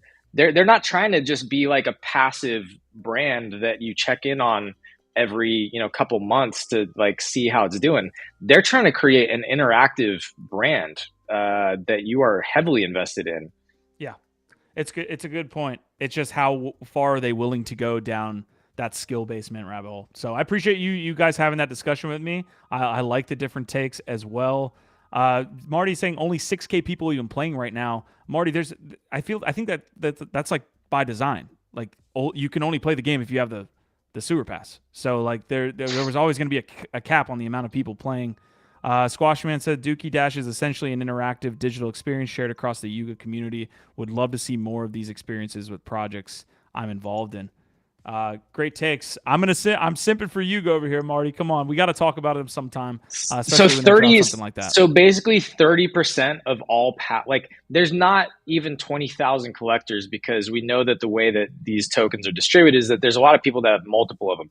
So let's say that there's like 10,000 wallets that actually hold a Sewer Pass. That would be, 60% of every single person that could be playing is actively playing the game right now. Mm-hmm.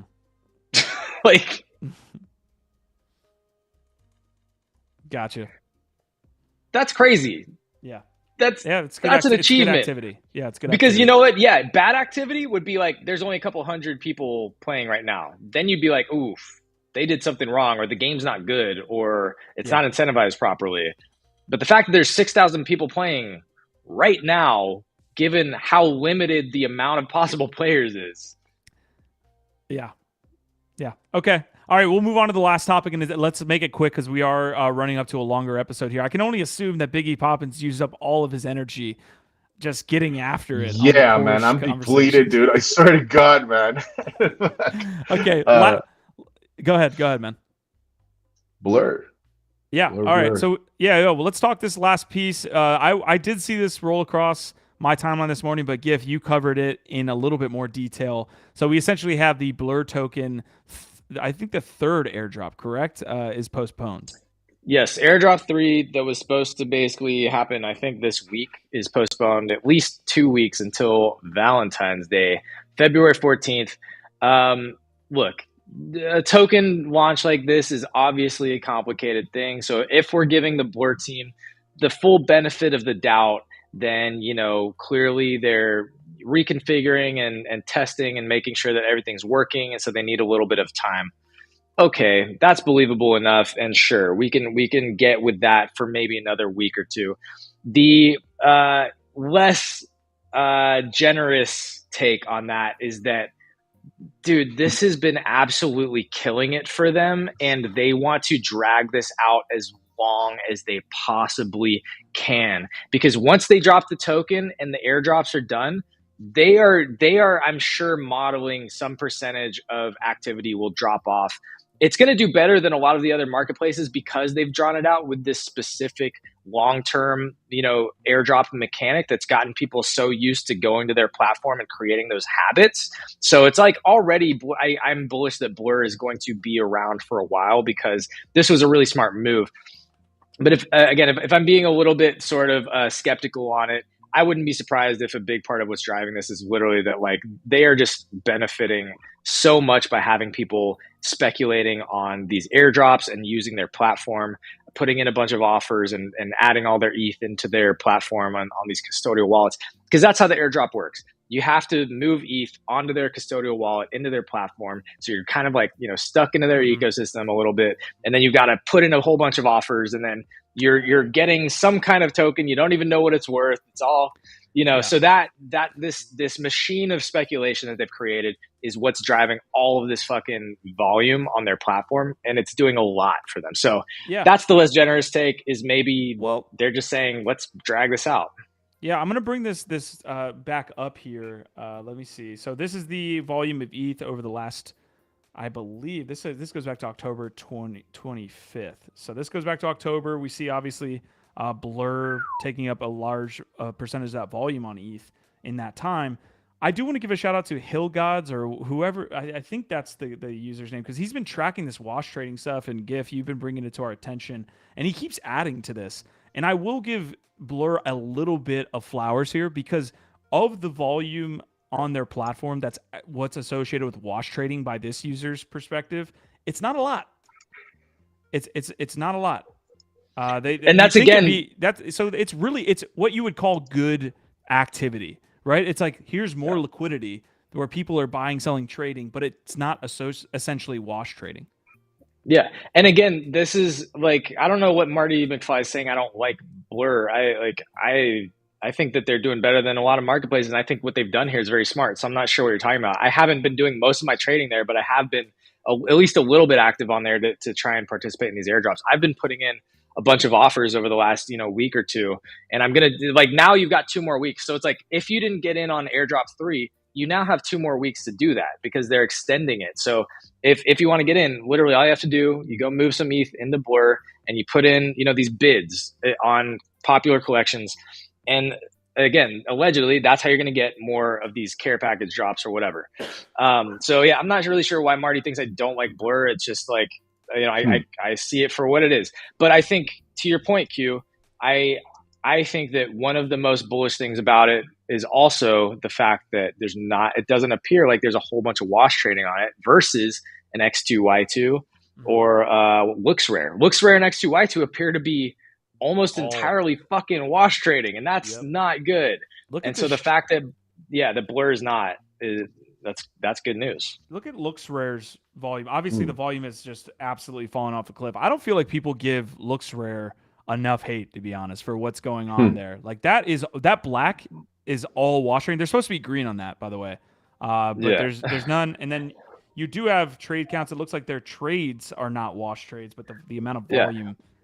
So, well, I'll say this: the one thing that I really don't like about Blur Yeah, the one thing that I really don't like about Blur that is not Blur specific, it's any of these marketplaces that are cutting out the artists' royalties. That's one thing that I just personally don't fuck with, and I think it's bad. So that's part of the reason why I haven't been doing a lot of my trades there. Is that Blur basically doesn't really give a shit about artist royalties, and they will throw that under the bus if it benefits the volume and the action on their marketplace.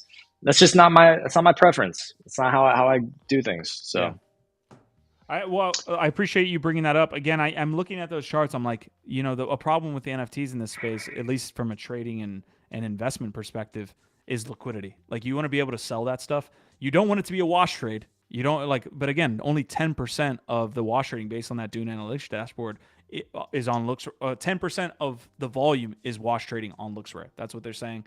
So the other is actually incentivizing liquidity. That's good. You can get out and into more trades based on good liquidity. So I like the platform as well, and I'll leave it there. Biggie, any last thoughts? Yeah, I like the platform as well, Q. I think definitely we should get credit with credits due. The devs and Blur came out of nowhere and achieved what other platforms tried to achieve, but they did it with innovation and a really great functioning platform. I unfortunately, when it comes to airdrops, I'm kind of done chasing those. I think their high times are in the rear view mirror now, and people that are just like spending their time chasing and trying to work these airdrops are wasting their time. Like, I think there's better allocation for your time and your intention than chasing these airdrops. Having said that, I am participating in more. I'm a lot more curious what happens after the dump, right? I think most people are already aware that the majority of these tokens lose most of their value the minute they're released, right? So I do think you're going to see a lot of people cashing in immediately afterwards, and then the real work begins. And maybe, we don't know, like, that's where I'm very curious to see, because these guys are very capable devs with great advisors, and so maybe they have a surprise in store. I don't think it's going to be a case where, like, right out of the gate it's going to be revealed, right, what the purpose of this token is. But regardless, I don't think it's going to be a worthless token. I think it's going to be something more to the, in similar ways to something like a Uniswap. I think they're serious, competitors in this space. They're going to be around for a while. I like the platform. I want to see what happens with the token. I do think that they have some stuff up their sleeves that may surprise us and that may add value to that token. But initially, I am 100% sure that thing's going to dump because everybody's going to cash in. This is why, see, I think they know this, a lot of people know this, and this is why drawing this out, stringing it out as long as they possibly can is only benefiting them, because once the token reveals, once the value's there and everybody's like, fuck, sell, then what happens, right? But my only thing there, GIF, is that I don't think the reason they postponed it is for that. I think they've been aware of this since day one. I think the reason they postponed it is probably because they want to just make sure everything's up to par. Maybe they came up with a couple of new things they want to add to it. And so that's the reason. I don't think they're like in the back room just like, oh, dude, like, we'll just string them along like fucking crack addicts for another month. A little bit of both. I think it's interesting how vehemently Biggie is like anti-Porsche Web2 brands, but when it's like a VC-backed new market, like, apparently they're not up to any shenanigans. Look, I said scenario one, giving them the full benefit of the doubt. This shit's really complicated. So, like, again, maybe it's scenario one, maybe it's scenario B, maybe it's a mix, and there's scenario 1.5. We don't know. But I do hope at least that, like, they are putting in extra effort to try and make it a truly valuable and well-executed drop, because it only benefits the space and all the people that have been participating for it to go well and not just be a total shit show.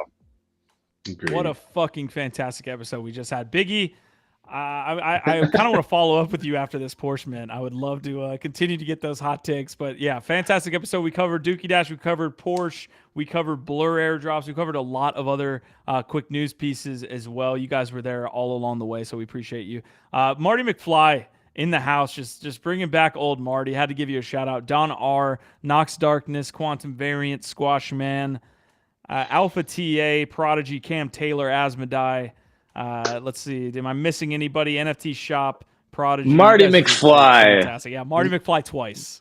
My man, for just bringing the heat today. I appreciate you keeping us honest. All right, I'm going to let these guys take us out. Guys, this will also be the last episode of NFT Live ever. We're going to start our NFT consulting business, and therefore we cannot spend this time doing NFT Live. We're going to be talking with Porsche here instead. So I will see you guys tomorrow. Of course, I'm just kidding. We're here daily, 1 p.m. Eastern. What do we got, Biggie? I'll let you take us out. Our vibe, our tribe, by the way, folks.